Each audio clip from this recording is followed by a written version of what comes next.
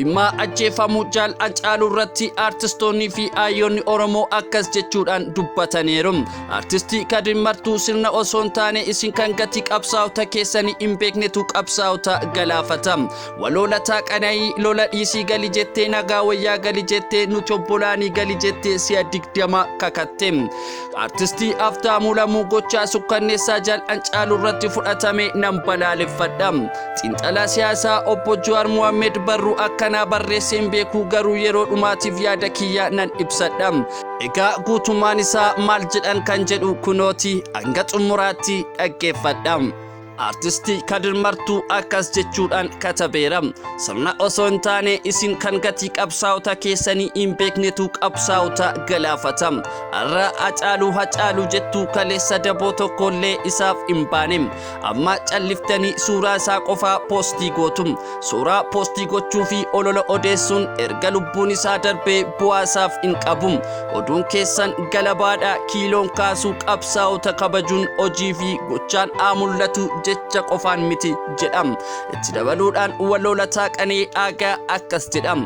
Lola dhiisii gali jettee nagaa wayyaa gali jettee nuti obbolaanii gali jettee si'a 20 kakatte. Gurbaan gallan halkan dukkanaan dhaatte bakka ciisutti galaafatte. Maqaa Oromoon kakachaa lafee Oromoon taphachaa dhiiga isaatiin teessoo aangoo kee ho'ifachaa. Afaan kan kee warqee garaan kan kee dhoqqee halkan malee guyyaan deemtu shira malee firan beektum. Lafa lootaa akka boofaa nagaa jettee kan nagaan feene si qofa jedham. Xiinxalaan siyaasaa obbo Jawaar Mohammed immoo akkas jechuudhaan katabaniiru. Barruu akkanaa barreesseen beeku garuu yeroo dhumaatiif yaada kiyya nan ibsadha. Nagaan gatiidhaan bitama malee gatiitti hin tuffatamu. Hundi keenya akkuma beeknu waraanaa fi lola keessatti eenyuyyuu injifataa hin ta'u.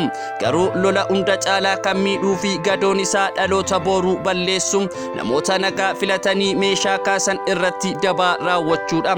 Namni tokko kanaan dura ejjennoo fedhes haa qabaatu yeroonni garaa isaa dachaasee meeshaa isaa hiikkatee karaa nagaa filatee maatii fi hawaasa isaatti makamu inni diina osoo hin taane fannoo nagaati.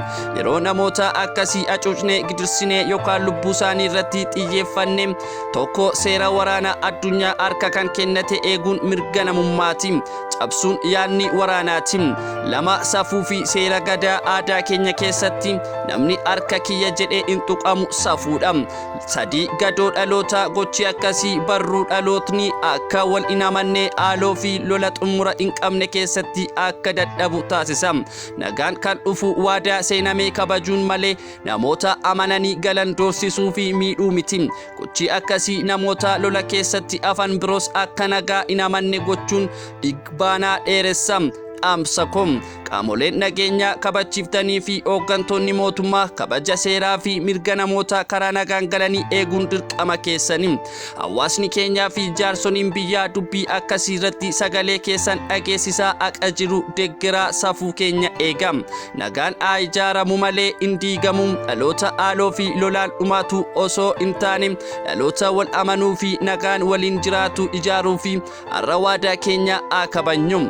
Namni galee tokko yoo nagaan isaa eegame kabajaan jiraate namoota gaarii afan warra jiranittis akka galan jajjabeessa. Karaa nagaan kun yoo dhabame inni as keessatti miidhamu arguun warri afan haaloo fi sodaan lola akka itti fufan taasisa. Kun immoo dhigbaanaa hawaasaa dheeressa. Uffata seeraa uffachuu jechuun seeraa ol ta'uu jechuu miti. Seerri addunyaas ta'e kan biyya keessaa lubbuu namaa harka kennatee balleessuu mirga isiniif hin kenninim. Har'a aangoo fi qawwee abdannee tarkaanfii seeraan alaa fudhachuus boru seeraa duratti dhuunfaan itti gaafatamuun keessan hin oolum. Ajaja odii fudhannee sababa jechuun lubbuu galaafatameef ittisa hin ta'u. Ani dhaaba osoo hin taane uummataa fi dhuunfaan deeggaram. Itti dabaluudhaan artistii Haftaamuu Lamuu akkas jechuudhaan dubbatam. Gocha sukkanneessaa jaal Haacaaluu irratti fudhatame nan balaaleffadha. Nama karaa nagaa qawwee lafa kaa'ee gale irratti tarkaanfii fudhachuun gootummaa miti. Ijoolleen keenya bosona jiran karaa nagaa galaa jennee halkanii guyyaa iyyaa jirra. Erga warra karaa nagaa galee immoo waan isaan irratti raawwatu kun waan safuu uummata keenyaa cabsudha. Mootummaan keenya warra yakka sukkanneessaa jaal Haacaaluu irratti raawwate irratti tarkaanfii fudhachuu qaba. Warra kaaniif barumsa akka ta'utti. xumura irratti itti dabaluun obbo Dammaqee Nagaasaa akkas jedhu. Dhimma du'a miseensa WBO duraanii Hacaaluu qulqulleeffadheera. Duuti isaa nama gaddisiisaa. Hacaaluun erga harka laatee kaasee rakkoo sammuu akka godhate natti himameera. Yeroo hedduu of ajjeesuuf yaalaa ture jedhani. Waan inni keessa darbee waan akkanaaf akka tasaaxiluu hin hafne tilmaamuun nama hin rakkisu. Hundaafuu poolisii meeshaa narraa butuuf jedhee itti dhukaasee ajjeese. Yeroo ammaa to'annoo seeraa jala oolfamee qorannoon geggeeffamaa jira. Itti beensa isaa duukaa buunee isin geenya. Biyyeen isatti salphatu.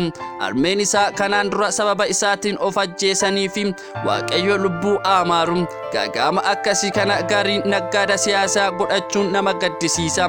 Hubachiisa Hacaaluun booji'amee osoo hin taane poolisiitti harka laateetu galee jedheen sirreeffamicha anis fudhadheera.